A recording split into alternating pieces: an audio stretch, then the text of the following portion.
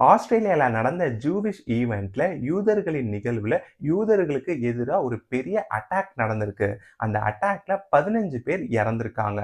World 4th safest கண்ட்ரியா இருக்க ஆஸ்திரேலியாலே இப்படி நடந்திருக்கிறதுனால எல்லாருக்கும் ஒரு பெரிய ஷாக்கிங்கா இந்த அட்டாக் மாறி இருக்கு. இந்த அட்டாக் எப்படி நடந்தது? இஸ்ரேல் என்ன சொல்லியிருக்காங்க? இந்தியால என்ன செக்யூரிட்டி மெஷர்ஸ் நடந்திருக்கு?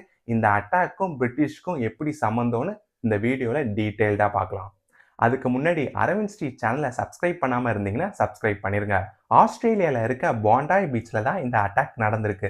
ஏன் இந்த அட்டாக் அங்க நடந்திருக்குன்னா, ஜூவிஷ் பீப்புள் செலிப்ரேட் பண்ற 8 டேஸ் ஹனுக்கா ஃபெஸ்டிவலோட ஃபர்ஸ்ட் டேவை அங்க செலிப்ரேட் பண்ணும்போது தான் இந்த அட்டாக் நடந்திருக்கு.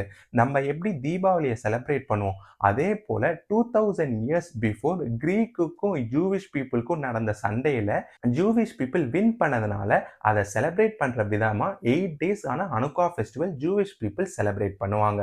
பாண்டாய் பீச்ல செலிப்ரேட் பண்ணிட்டு இருக்கும் போது தான் அங்க வந்த 2 பேர் அப்பாவும் பையனும் அங்க ஃபெஸ்டிவலை செலிப்ரேட் பண்ணிட்டு இருக்கவங்கள பார்த்து சின்னவங்க பெரியவங்கன்னு யாரையும் பார்க்காம கண்டபடி சுட்டிருக்காங்க. 50 வயசு டெரரிஸ்ட் பீப்புளை பார்த்து கண்மூடித்தனமா சுட்டுட்டு இருக்கும் போது அவருக்கு தெரியாம அவருக்கு பின்னாடி மறைஞ்சி கழுத்தை பிடிச்சி அவர்கிட்ட இருந்து கன்னை வாங்கி அங்க இருக்க பீப்புளை நிறைய பேர் சேவ் பண்ணியிருக்காரு. இந்த அட்டாக் இப்படி நடக்குதுன்னு நியூஸ்ல ஸ்ப்ரெட் ஆகும்போது அங்க இருக்க இஸ்லாமிக் ரிலீஜியன் பீப்புள்லாம் இதை செலிப்ரேட் பண்றாங்கன்னு ஃபேக் நியூஸ் ஸ்ப்ரெட் ஆனதுனால அங்க இருக்க ஆஸ்திரேலியன் நேஷனல் இமாஸ் கவுன்சில் இந்த டெரர் அட்டாக்கை வன்மையா கண்டிக்கிறோம், நாங்க கவர்மெண்ட்டுக்கு ஃபுல் சப்போர்ட் தரோம்னு ஸ்டேட்மெண்ட்டை ரிலீஸ் பண்ணியிருக்காங்க.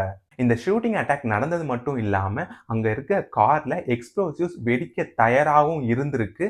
அதை போலீஸ் டிஃப்யூஸ் பண்ணியிருக்காங்கன்னு சொல்லியிருக்காங்க. இந்த அட்டாக்குக்கு இஸ்ரேல் என்ன சொல்லியிருக்காங்கன்னா, நாங்க ஆஸ்திரேலியாவை ஆல்ரெடி வார்னிங் கொடுத்திருந்தோம், இது போல ஒரு பெரிய அட்டாக் நடக்க போகுது. பட் ஆஸ்திரேலியா கவர்மெண்ட் இதை கண்டுக்கவே இல்லை, இது முழு பொறுப்பும் ஆஸ்திரேலியா கவர்மெண்ட் தான் இஸ்ரேல் கவர்மெண்ட் சொல்லியிருக்காங்க. ஏன் இஸ்ரேல் இந்த மாதிரி அட்டாக் நடக்க போகுதுன்னு வார்னிங் கொடுத்திருக்காங்க, பிளஸ் இந்த அட்டாக்கை பத்தியும் பேசியிருக்காங்கன்னா, இஸ்ரேல்ல நிறைய பேர் ஜூவிஷ் பீப்புள் தான்.